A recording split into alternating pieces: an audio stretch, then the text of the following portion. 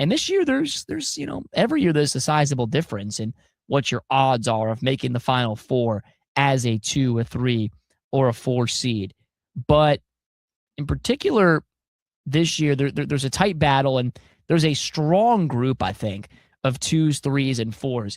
And the common thread there, you don't want to run into a 1 earlier than you have to, just because of what the analytics say, what the metrics say this season. Duke, Michigan, Arizona, Florida, pretty strong group of number 1 seeds. So the later you can face them, obviously, the better. And there are 6 teams I'll tell you about now. And according to bracketologist Graham Doran, only 2 of these 6 can likely work their way up to a number 3 seed. The rest of them are going to be 4s, or they could slip down to a 5. And that can all change, of course, with a big conference tournament run. You've got Virginia, who you remember kind of took the Longhorns' lunch in Austin in an early season non-conference game. I believe it was late November. You've got Texas Tech without JT Toppin, still finding a way to win enough games. They've got an impressive set of road wins at Arizona, at Iowa State.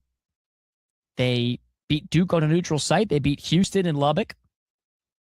But they've also got 9 losses against quads 1 and 2. They've stumbled a few times, particularly in the aftermath of the JT Toppin injury. You've got the Purdue Boilermakers, who, curiously enough, have not been so great at home this year. They've got road wins at Texas Tech, Alabama, and Nebraska, who are all fighting for this same sort of seed line. Nebraska may have locked themselves in as a 3 seed already. And yet, they lost at Mackey Arena 5 times this year, played a net top 11 team 4 times at home, lost all 4 of them, including a meltdown against Illinois and a loss to Wisconsin just last week.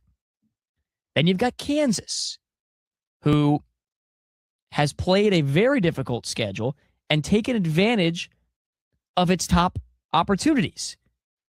You look at quad 1A wins and quad 1A win percentage. That's the best of the best in terms of competition.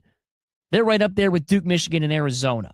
But their efficiency numbers, both sides of the ball, not great. Just 19th in total efficiency in KenPom, 18th in strength of record.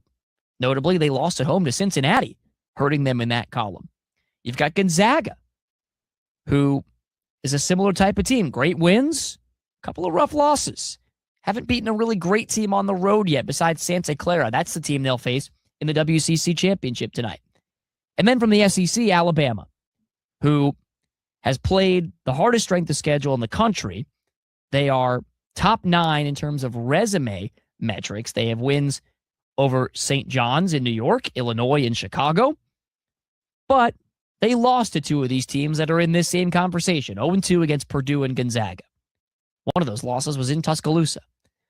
So those teams jostling for position as well, an interesting subplot of many interesting subplots during Champ Week. And we'll try and revisit that SEC tournament bracket a little later on in the show.